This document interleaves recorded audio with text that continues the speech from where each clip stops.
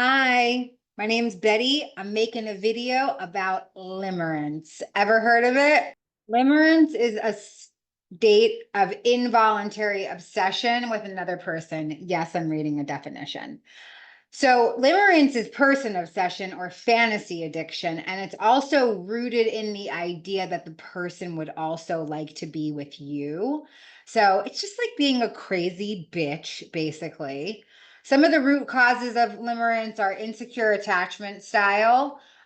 People who have experienced trauma often experience limerence, having low self esteem, or even being on social media because you can get obsessed with like, anyway, you ever stalk somebody on Instagram? Am I the only person out there who does that? I doubt it.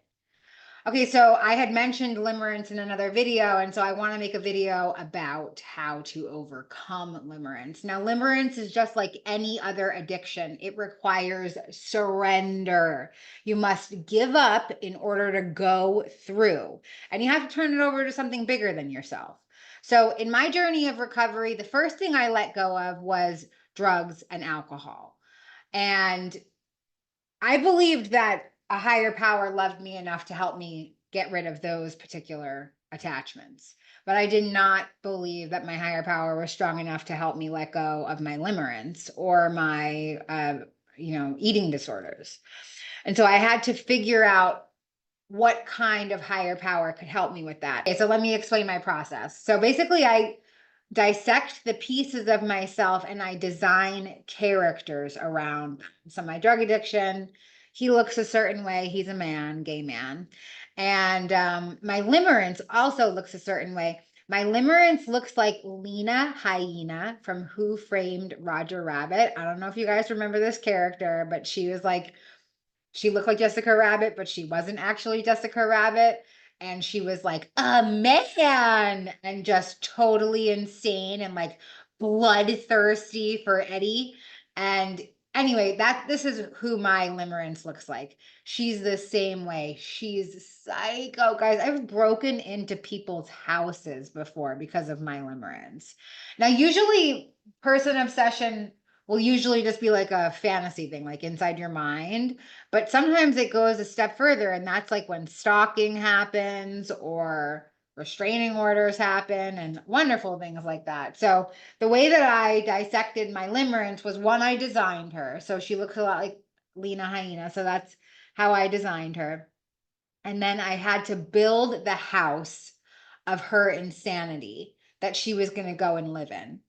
So I had to look for pieces of how limerence was making my life unmanageable. So let me share a couple of examples of how I have been a fucking absolutely batshit insane crazy person when it comes to limerence.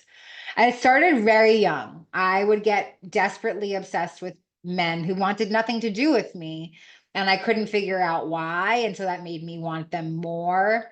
The first time I ever really experienced limerence was probably I was around 18. I was probably younger, but this is the one that's coming to my mind.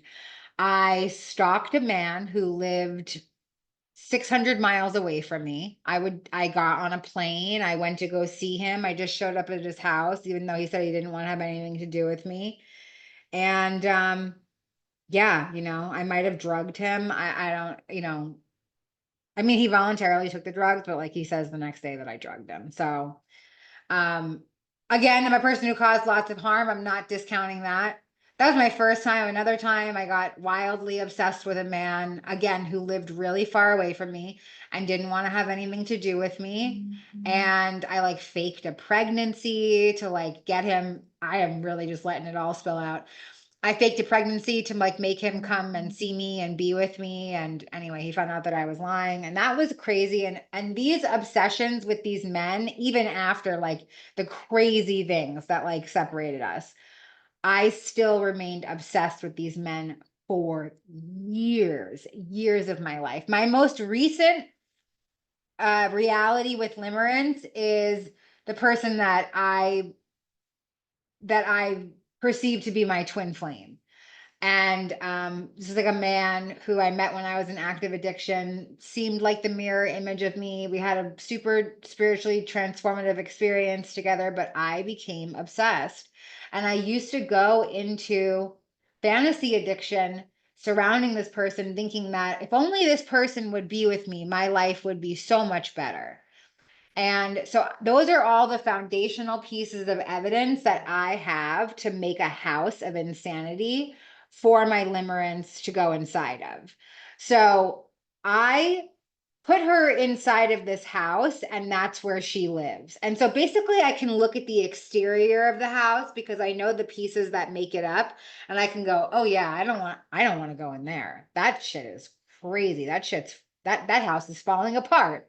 I don't want to have anything to do with it. So basically the gate around the house is my conception of a higher power.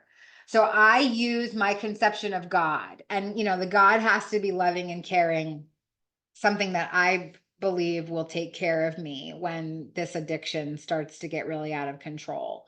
And so instead of me just like crossing the threshold into the house, I got to check with God first. I got to check with my higher power first and say, should I go in there? It looks crazy, but the feeling of it is so familiar. And I just want that dopamine hit. I want that dopamine hit of checking that person's social media or going into the fantasy of what life would be like if only they were smart enough to be with me, or even going into the memories of what it was like even the insane memories.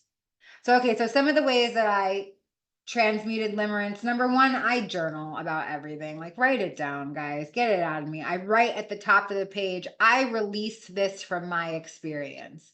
And then I start to go into all of the insanity. And then I welcome in new things. I welcome in things like um, a secure attachment style, having self-esteem, high self-esteem, transmuting my trauma. So I think a big part of my limerence was the fact that I never really felt validated or needed or wanted or loved as a kid. And, everything always stems back to those formative years. And so I decided that if I could find my worth in other people, in men specifically, then I was worthy of being on earth and I was worthy of living life.